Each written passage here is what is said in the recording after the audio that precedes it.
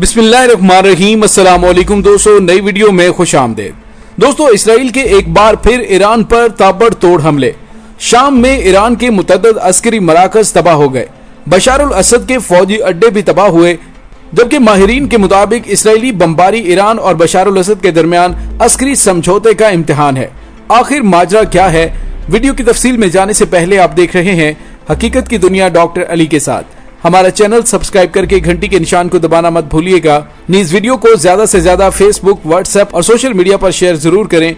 Share और like करने के साथ साथ कमेंट बॉक्स में पाक फौज जिंदाबाद, पाकिस्तान पाइंदाबाद और पाकिस्तान के गुमनाम हीरोज को सलाम का नारा कमेंट जरूर कीजिएगा।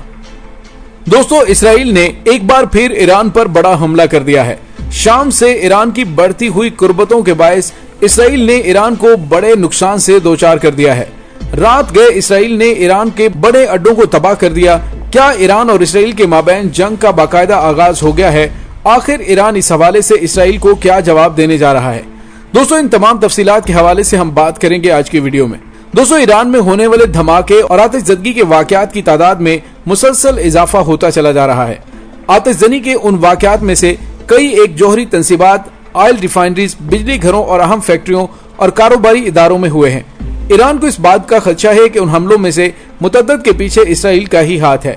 इस हवाले से ईरान के मारूफ सहाफी सईद अगांजी का मानना है कि ये वाकयात गैर मामूली किस्म के हैं और शायद ये जानबूझकर करवाए जा रहे हैं। जबकि ईरान के खबरसां इदारे अरना ने भी इस बात के खदशे का इजहार किया है कि ईरान में होने वाले हालिया वाकयात के पीछे इसराइल की कोई चाल हो सकती है। इस हवाले से रवां माह न्यूयॉर्क टाइम में छपने वाले इसराइली वजारत दिफा के साबिक ओहदेदार के एक इंटरव्यू में यह भी इंकशाफ सामने आया कि ईरान में जौहरी तंसीबात पर धमाकों की जिम्मेदारी ईरानी इंटेलिजेंस की है। लेकिन जराये के मुताबिक इसराइल ने ईरान को मुकम्मल तौर पर हिलाने का फैसला कर लिया है। इसलिए ईरान में हमलों के बाद अब इसराइल ने अपना रुख शाम की जानिब कर लिया है। जराये के मुताबिक इसराइल ने पीर की शाम ईरान के कई अस्करी ठिकानों को बमबारी का निशाना बनाया। इत्तलात के मुताबिक लिबनानी तंजीम हिजबुल्लाह के मराकज और बशार अल असद की फौज के जेर इंतजाम फिजाई दिफाई निजाम की बाज बैटरियां भी उस कार्रवाई की लपेट में आई हैं। अल अरबिया और अल हदस न्यूज चैनल्स के नुमाइंदे ज़ियाद अल हलवी ने बताया कि इसराइली हमलों में शाम के जनूबी सूबों दरा और अल कनितरा में कई ठिकानों पर बमबारी की गई, जबकि इसके अलावा दारुल हुकूमत दमिश्क के जनूब में ईरानी अस्करी मराकज पर भी हमले हुए हैं। जराये के मुताबिक इस बमबारी के दौरान एक ईरानी ऑफिसर के जख्मी होने की इत्तलात भी मिली है, जबकि शामी हुकूमत के हमनवा हलकों ने बशार अल असद की फौज के एहलकारों के जख्मी होने की भी तस्दीक की है। जराये के मुताबिक शाम में ईरानी ठिकानों पर यह इसराइली हमला रवां माह 8 जुलाई को दमिश्क में तेहरान और बशार अल असद की हुकूमत के दरमियान दस्तखत किए जाने वाले सिक्योरिटी और अस्करी समझौते के तकरीबन 2 हफ्तों बाद सामने आया है।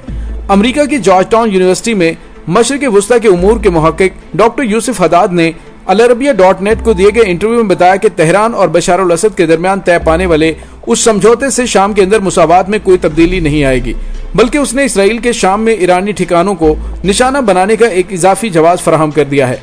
उन्होंने कहा कि इसका मकसद नवंबर में अमरीकी सदारती इंतखाबात से कबल ईरान को अस्करी मुकाबले के लिए उकसाना है। लेकिन हदाद के नजदीक ईरान कम अज कम इस मरहले पर इसराइल के साथ खुलकर अस्करी मुकाबले पर नहीं आएगा, क्योंकि तेहरान की नजरें अमरीकी इंतखाबात पर लगी हुई हैं और वो डेमोक्रेटिक उम्मीदवार जो बाइडन की जीत पर इन्हसार कर रहा है। इसलिए कि डेमोक्रेटिक्स की हुकूमत के दौर में ईरान का जौहरी मुआहदा तय पाया था और इसराइल के साथ बड़ा मुकाबला मुमकिन तौर पर जो बाइडन के लिए ईरानी जौहरी मुआहदे के हवाले से परेशान कुन साबित हो सकता है। मशरिक़ वुस्ता के उमूर के मुहक्किक ने ईरान और शामी हुकूमत के हालिया समझौते पर मजीद रोशनी डालते हुए कहा कि बशार अल असद की कोई सियासी अहमियत बाकी नहीं रही। रूस भी बशार अल असद को अमरीकियों के मुकाबले में महज एक कार्ड के तौर पर इस्तेमाल कर रहे हैं। डॉक्टर हदाद के नजदीक शामी हुकूमत के साथ ईरान के अस्करी समझौते का मकसद बशार अल असद को यह इशारा देना है कि शाम में उसका किरदार बाकी है। दोस्तों, अब इससे एक बात तो वाज़ेह है कि इसराइल किसी भी सूरत ईरान को जंग की तरफ धकेलना चाहता है और यही वजह है कि ईरान के बाद इसराइल शाम में भी ईरान के अस्करी मराकज पर हमले कर रहा है और उन हमलों ने दोनों ममालिक के माबैन कशीदगी को मजीद बढ़ा दिया है। लेकिन ईरान का इस हवाले से यही मौकफ है कि वो अमरीकी इंतखाबात का इंतजार करे, क्योंकि जो बाइडन की पोजीशन ट्रंप की निस्बत काफी अच्छी नजर आ रही है और उनके जीतने का इम्कान भी ज्यादा है और जो बाइडन की कामयाबी ईरान के हक में बेहतर साबित होगी। इसीलिए ईरान किसी भी सूरत इसराइल के साथ जंग नहीं छेड़ना चाहता, क्योंकि अगर ऐसा होता है तो उसका बराह रास्त फायदा ट्रंप और इसराइल को जाएगा, जो कि ईरान कभी भी नहीं चाहेगा। लेकिन अब इस हवाले से देखना ये बाकी है कि क्या ईरान इस हमले के बाद इसराइल को कोई जवाब देगा क्या ईरान भी इसराइल पर कोई जवाबी वार करेगा?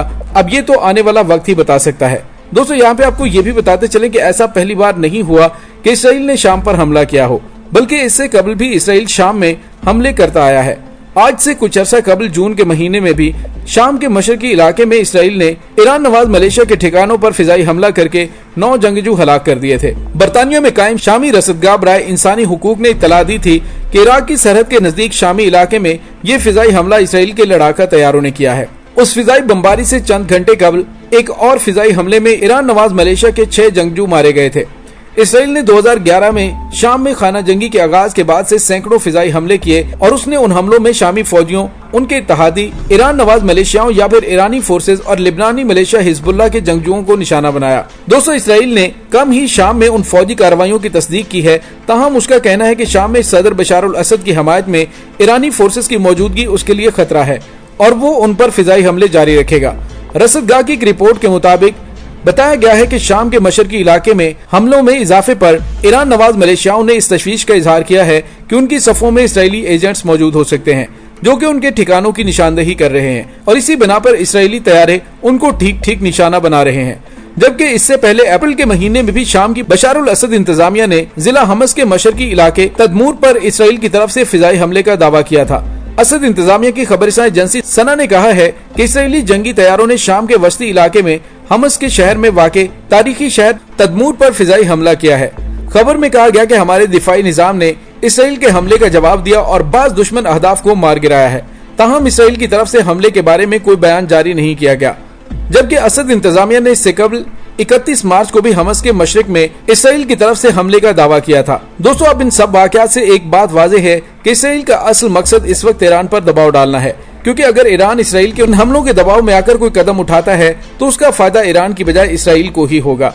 इसलिए अब इस हवाले से देखना ये बाकी है कि आखिर ईरान कब तक इसराइल के इन हमलों को बर्दाश्त करेगा और अगर ईरान जंग की तरफ नहीं बढ़ता तो फिर इसराइल और ऐसा क्या हरबा इस्तेमाल करेगा जिससे वो ईरान को आग बगोला कर सके। अब ये तो आने वाला वक्त ही बताएगा। दोस्तों इसके साथ ही डॉक्टर अली को इजाजत दीजिए, इंशाल्लाह बहुत जल्द मिलते हैं एक नई वीडियो में। तब तक के लिए अपना बहुत सारा ख्याल रखिएगा। पाक फौज जिंदाबाद, पाकिस्तान पाइंदाबाद, पाकिस्तान के गुमनाम हीरोज को सलाम। अल्लाह वारिस।